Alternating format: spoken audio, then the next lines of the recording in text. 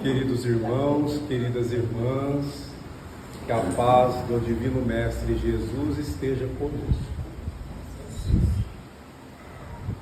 Hoje nós continuaremos os nossos estudos sobre as parábolas de Jesus. É importante que antes consideremos quando Jesus falava, era Deus falando. As palavras de Jesus são palavras de Deus. E os seus ensinamentos não são para um tempo, eles são para a eternidade. O que é eternidade? É o que não teve início e nem terá fim. Nós somos espíritos imortais. Nós tivemos um princípio, mas não teremos fim. Viveremos para sempre. E quando nós aprendemos com Jesus estes ensinamentos que Ele trouxe da parte de Deus e os praticamos, nós estamos aprimorando-nos para vivermos as glórias do seu reino, que estão consubstanciadas na plenitude do Espírito, que quer dizer, as potências espirituais desenvolvidas, que nesse estágio nós seremos classificados como espíritos puros e perfeitos. Até lá, somos espíritos imperfeitos, ainda necessitados dessas experiências de um mundo de provas e expiações, que é o nosso planeta Terra, conforme os Espíritos nos ensinaram. A parábola de hoje é a da ovelha perdida. Disse Jesus: que vos parece? Se um homem tem 100 ovelhas e uma delas se extravia, não deixa as 99 e vai aos montes procurar a que se extraviou? E se acontecer achá-la, em verdade vos digo que se regozija mais por causa desta do que pelas 99 que não extraviaram. Assim, não é da vontade de vosso Pai que está nos céus que pereça nenhum desses pequeninos. Mateus capítulo 18, versículos 12 e 14, Lucas capítulo 15, versículos de 3 a 7. Muito bem, o pastor tem 100 ovelhas, uma extravia, ele percebeu que tem 99 no pasto. O que ele faz? Deixa as 99 ovelhas no lugar seguro e vai procurar aquela que extraviou. Olha que parábola engenhosa, sábia e muito interessante para as nossas reflexões. O Salmos 23, o que lemos? O Senhor é o meu pastor e nada me faltará. Ainda que eu ande pelo vale das sombras e da morte. Jesus é o divino pastor. Nós somos as suas ovelhas. E quando nós infringimos as leis divinas, nós não somos castigados. Nós temos outras oportunidades que também são conhecidas por corrigidas, onde nós vamos nos reajustando espiritualmente. Deixemos claro, provações e expiações. O que são provações?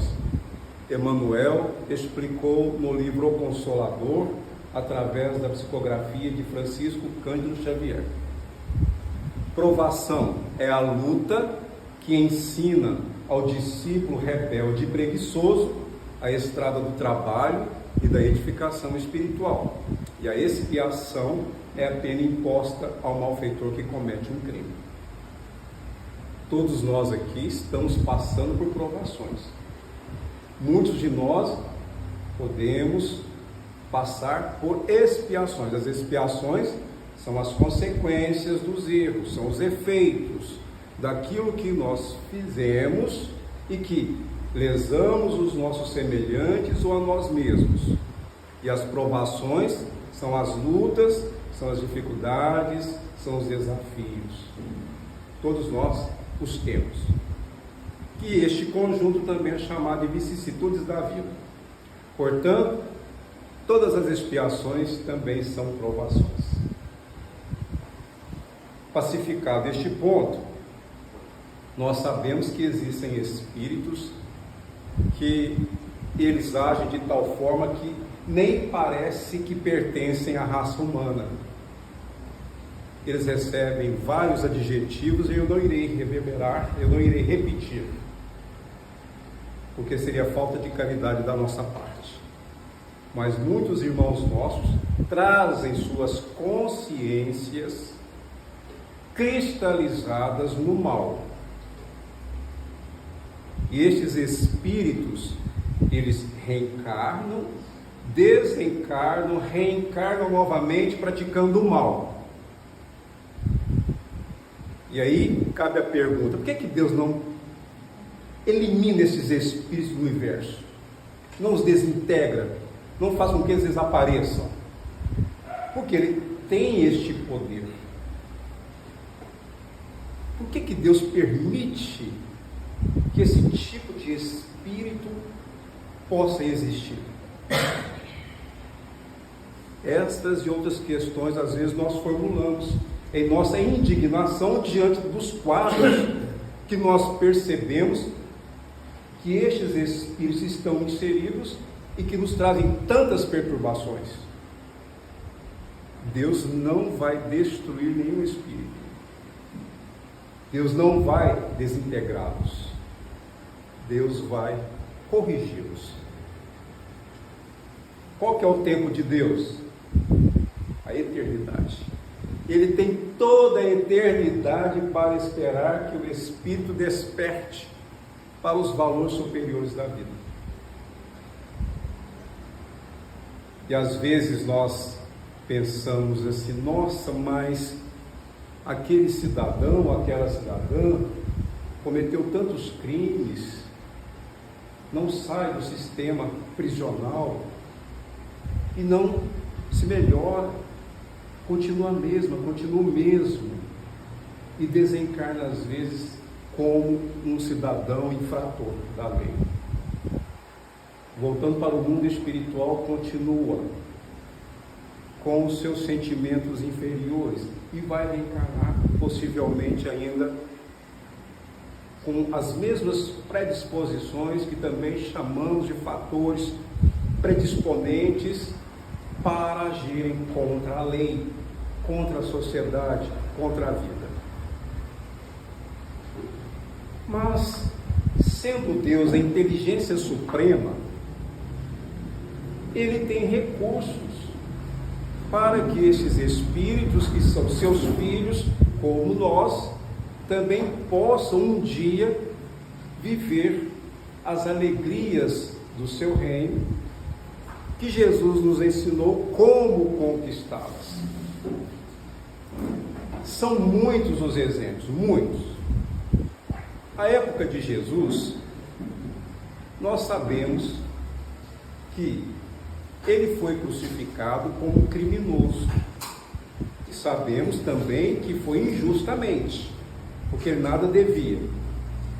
E ao lado dele, colocaram 2 ladrões. Um chamado Dimas e o outro Gesta. O Gesta seria um mau ladrão. O bom ladrão, vendo que Jesus estava expirando na cruz, nos seus últimos momentos, falou para ele: Senhor, não esqueça de mim quando estiveres no paraíso. Jesus disse: ainda hoje estarás comigo no paraíso. E nós sabemos que a distância da evolução de Jesus para este irmão ela é quase eterna. E aí nós entendemos que Jesus estava dizendo que ele teria novas oportunidades para se redimir perante a própria consciência. Em um livro, Ação e Reação, de André Luiz, da psicografia de Chico Xavier, tem um exemplo muito interessante a respeito do porquê que Deus não desiste de nós. E aí, não vou falar dos outros, de nós. Porque nós acertamos e erramos todos os dias. E Deus não desiste de nós. Emmanuel diz que a única coisa que nos pertence de fato é a nossa alma. E Deus nos deu a alma para sempre. E compete a cada um de nós o desenvolvimento dessas potências angélicas que trazemos em estado latente. Então Deus, em sua grandeza, sabe muito bem que este espírito que persiste na ignorância e que, agindo no mal, ele está comprometendo-se perante o próprio futuro, Deus não vai deixar os seus recursos a fim de que ele possa um dia redimir-se e voltar para os caminhos retos da evolução. Para explicitar melhor esse tema, André Luiz nos conta o caso de um débito estacionário. O que é um débito estacionário? Um débito parado. O que é um débito agravado? É uma dívida que você agravou, ou seja, você aumentou a dívida. O que é uma dívida expirada? É uma dívida que já venceu, você já pagou. Este caso, ele é muito interessante, porque se trata de um desses espíritos.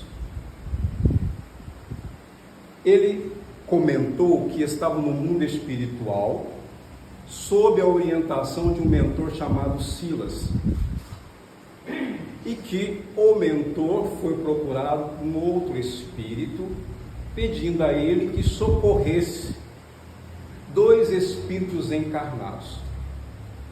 Silas não se fez de rogado e, acompanhado pelo espírito de André Luiz, bem como pelo espírito de Hilário Silva, vieram para a crosta terrestre, foram a uma região rural e encontraram um casebre à noite, exposto à ventania, e, ao adentrarem aquela casa miserável, André Luiz descreveu que se encontrava uma mulher deitada numa esteira rente ao sol, envolvida em mulanos, em trapos, e ao lado dela um anão. O mentor imediatamente percebeu o que estava acontecendo e disse para André Luiz e Hilário Silva que precisava tomar providências urgentes, porque ela estava prestes a sofrer um infarto. Seu coração estava na iminência de parar, uma parada cardiorrespiratória. Ele viu que o coração dela estava ali envolvido pelos vasos que estavam sendo contraídos, e ele estava muito acelerado, uma crise de taquicardia. O que ele fez? Como ali, naquele casebre desprovido de quase tudo, ele viu uma botija de água, ele foi lá, energizou, fluidificou a água. Vejam bem. Depois ele foi até o leito daquela senhora chamada Poliana e fez uma operação magnética em sua garganta, estimulando-lhe a sede. E ela, naquele cansaço, sentindo-se mal, deu vontade de beber água e com dificuldade levantou-se, estimulada pela sede. Colocou a água no copo, tomou. Deitou-se novamente, mas a água já funcionou como um calmante. Ele a envolveu em passes magnéticos ela adormeceu e ele ajudou-a a sair do corpo físico e a levou para fora, sentou-a na relva e lá ele continuou prestando-lhe assistência. Ele fez uma prece, rogando a Deus que abençoasse aquela irmã, que não era mais aquela do passado, que cometera tantos equívocos. E ele pediu ao Senhor que a abençoasse, porque ela precisava continuar reencarnada. Ela tinha o seu filho, que dependia dela, e ela dependia dele também. Depois que Silas concluiu a sua prece, André Luiz narra que de vários pontos do horizonte começaram a surgir chamas, pontos luminosos. Ele contou 5.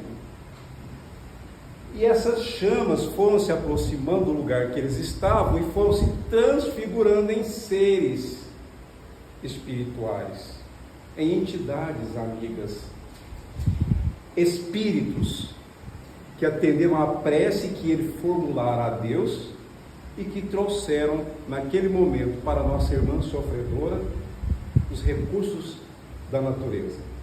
Então, eles trouxeram, e aí é importante que nós ressaltemos, das plantas medicinais, das raízes, da atmosfera, aquilo que se fazia necessário para que, em poção medicamentosa, aquela irmã pudesse sorver aqueles fluidos e assim recuperar-se do corpo físico. E ela, Poliana, que não percebia os espíritos, mas tinha a impressão de estar num bom sonho, ela sorvia aquelas energias, ela absorvia, ela assimilava. Depois desta operação, Silas ajudou a voltar para o corpo físico. E aí, André Luiz disse que eles iriam prestar também assistência ao Sabino, aquele filho deformado que lá estava, mudo, surdo, deficiente físico e intelectual. Ele vivia como parasita. Ele dependia das energias da mãe para continuar reencarnado. Ele dependia. E ela também dependia das energias dele. Uma dependência recíproca. Mas, vejamos, temos aí um quadro de miséria absoluta e 2 espíritos sofrendo. Para os espíritos superiores, conhecer as nossas histórias é um processo que já faz parte da evolução espiritual. Eles podem fazer uma leitura da nossa história, porque todos nós aqui já tivemos várias vidas, várias existências. Fala-se vidas, mas na verdade nós só temos uma vida e várias existências. Então André Luiz, com a permissão de Silas, foi examinar aquele irmão sofredor. Quando ele passou a perceber a casa mental de Sabino, ele não viu aquele anão deformado, aquele espírito infeliz, mas viu sim um barão muito bem trajado, cercado de riquezas, auxiliado uma mulher arrogante, que ele viu ali ser Poliana, a mãe da atualidade, e naquelas imagens André Luiz também identificou sangue e lágrimas. Por quê? Porque este espírito fora um barão que praticara muitos crimes e foi responsável por levar pessoas ao suicídio. Ele provocava rebeliões, ele provocava homicídios. E André Luiz, conversando com ele, ele respondia mentalmente como se ele estivesse falando consigo. André Luiz ainda nos traz um detalhe muito interessante. Os fluxos energéticos, os plexos solares, os plexos, nós temos plexo solar, plexo coronário, plexo frontal, laríngeo, cardíaco, mesentérico, básico.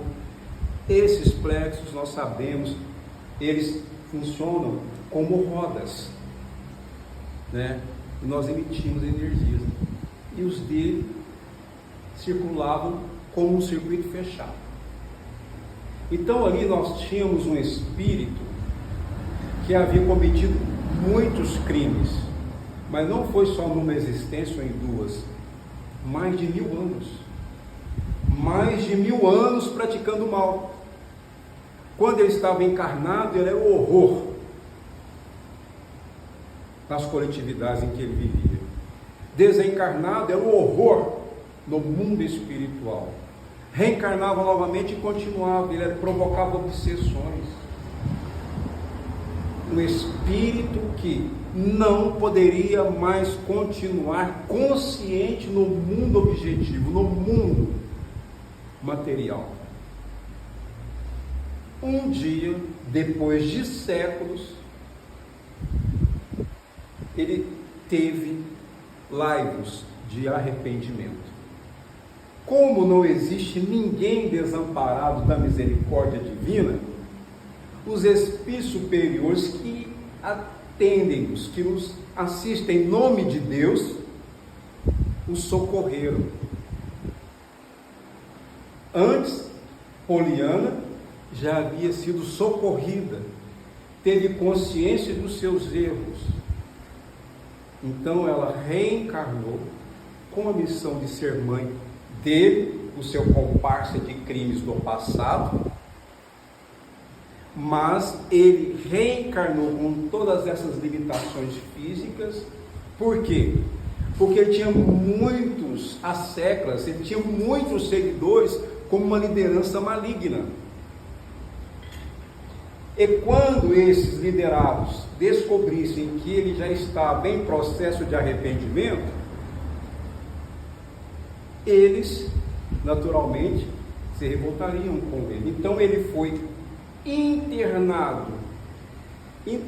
compulsoriamente no corpo físico, usando uma máscara material diferente, para que não fosse encontrado pelos inimigos espirituais.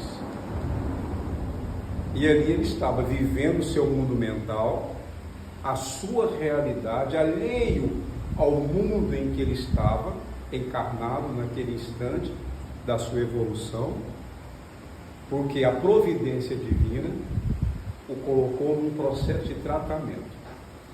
E aí está débito estacionário, por quê? Congelou a dívida, para que o espírito, depois que ele sair deste período, ele entrando neste processo de arrependimento, onde ele vai reconhecer onde faliu, ele vai participar de um programa para as futuras reencarnações. E não nos enganemos, todo o mal que ele fez, ele vai ter que reparar, mas não conforme a lei mosaica, o olho por olho, dente por dente. A sabedoria divina, ela é infinita. Ele vai resgatar os seus débitos, mas de forma inteligente. Como seria essa forma inteligente? Digamos, se ele é alguém que feriu as pessoas, privando-as da visão, é possível que ele reencarne como um benfeitor da medicina, cuidando dos olhos daqueles que estão passando por problemas visuais. Médicos, oftalmologistas. Um exemplo. Aqueles que descuidaram da educação dos seus filhos ou das comunidades que integravam, podem reencarnar como professores, psicólogos, educadores. Não é verdade, meus irmãos e minhas irmãs? Então, a providência divina é muito sábia e ela tem muitos instrumentos para que nós possamos reparar os erros que nós cometemos. Quer dizer então, meu irmão, que Sabino um dia será um espírito do bem? Sim, porque o mal ele tem data de validade. O mal, ele passa, só o bem permanece. Deus desconhece o mal. Para ele, aquele que pratica o mal é um filho enfermo. E o que disse Jesus a respeito disso?